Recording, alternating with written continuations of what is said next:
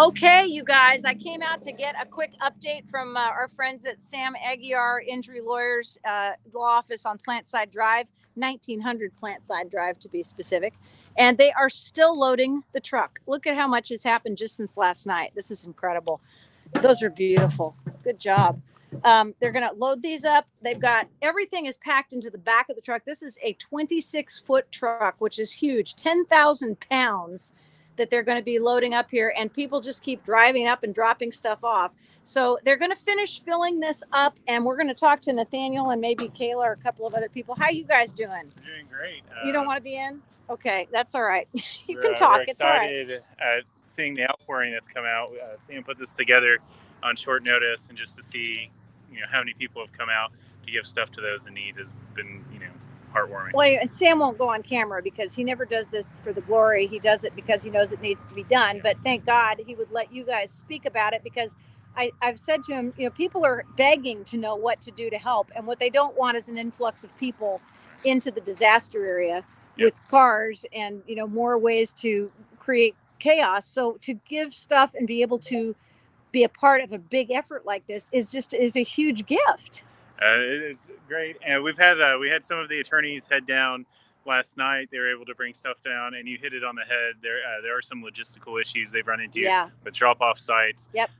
But we should be able to get this down there. We've got a couple sites in mind in Mayfield and Central City and other places like that. I know you're also planning. You've got some depositions to do, some legal stuff to do down there later in the week. So I know you're planning on doing this again.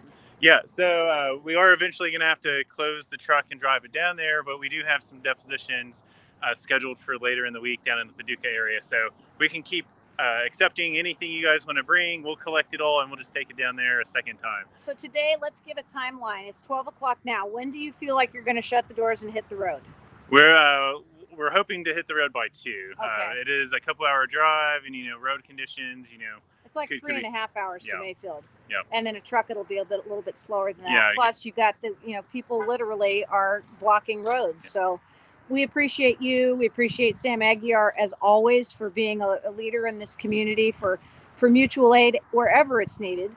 And you got from now until 2 o'clock, guys. They're still bringing stuff out that has been dropped off inside the law office, and that's going to be stacked as well. So you got until 2 o'clock to bring stuff out. Then they're going to get this truck on the road and fill another one up probably for delivery down there Thursday or Friday, a little bit later in the week. So watch Sam Aguiar's Facebook posts, and I will keep you updated as well. Nathaniel, thank you. Yes, thank you. Thank you for all your hard work. Thank everyone else, for bringing stuff out in advance. Yeah, I see the good that you do in so many ways, and I just want to know you to know how much I appreciate you, and so does everybody else. Love Sam Aguiar. Fill it up, you guys. Let's get this truck full. In the next 2 hours, bring as much water. Particularly water is a huge need right now, because the water is cut off in a lot of the communities that were affected by this 250-mile swath of tornadoes, which now the National Weather Service and other assessors are saying exceeded 50 tornadoes over an 8-state area. So for a while there, we were calling it the quad state, and then it went to 6. Now they're saying 8 states were affected with over 50 tornadoes, 50 discrete tornadoes, the biggest one of which was on the ground for 250 miles, most of that in Kentucky, which is absolutely incredible. And, the National Weather Service has come back with an EF3 designation, 155-mile-an-hour winds. Jim Cantori from the Weather Channel, who has seen a tremendous amount of damage in his lifetime and has been in every major disaster area over the last, 30 years since the Weather Channel started. Jim Cantori feels like that tornado that went through Mayfield was an EF4. And, I have a tendency to agree with that, just because of the extraordinary amounts of damage, the explosiveness of the storms, the complete decimation and devastation. A lot of times a tornado will come through and it'll skip and hop, and it'll go over a house, and it'll go past another building, and it'll leave things intact, and it'll take a roof off here and there. Every building imploded with this massive supercell system of storms that just came through with such force, and it was at night, and people were caught, even with the watches that were put out earlier in the day, even with the warnings. I think there was a 29 to 30-minute warning window, which is phenomenal when you stop to think about it. It used to be that we'd have 1 or 2 minutes to get to safety. And our warning systems have increased and improved to the extent that we're getting, up to half an hour to take cover when you've got a tornadic system. Unfortunately, buildings are not built to withstand those kinds of storms.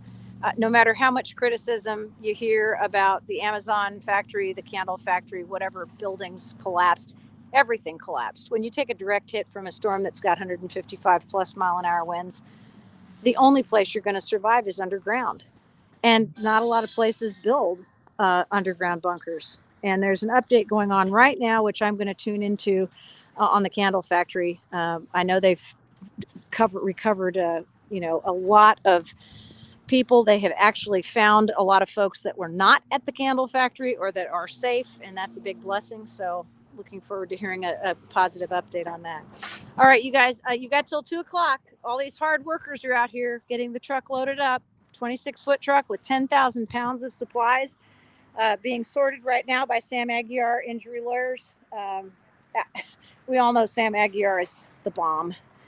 And so is everybody who works for him. Look at this. Look at the muscle. Look at that muscle. Tons and tons of supplies coming in from everywhere. But this is definitely the way to do it, you guys. Contribute through groups that have some space in their trucks, disaster relief help. And you can give to the secure fund that's rolling along the bottom of the screen. That's what Team Western Kentucky Tornado Relief Fund that was set up by Governor Beshear's office. It's a tax-deductible contribution.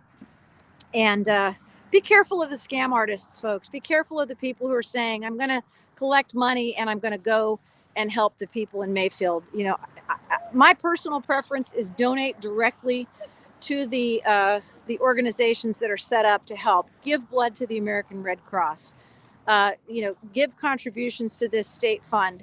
Plan on collecting things and getting them together to deliver in a safe and efficient manner, as opposed to driving into a disaster area that you know nothing about yourself and saying, what do I do? Because, if you don't know what you're doing and if you don't know how to help before you go, you may be causing more problems than you are offering help. So thanks so much, you guys. Love you all. Appreciate your support and donations of everything that you can imagine, but water especially is needed. You've got another hour and a half to 45 minutes before they plan on pulling out to fill this big truck with everything that you can imagine to take down to the tornado ravaged disaster area. Thanks, you guys. Appreciate you. Fill the truck. 1900 Plantside Drive.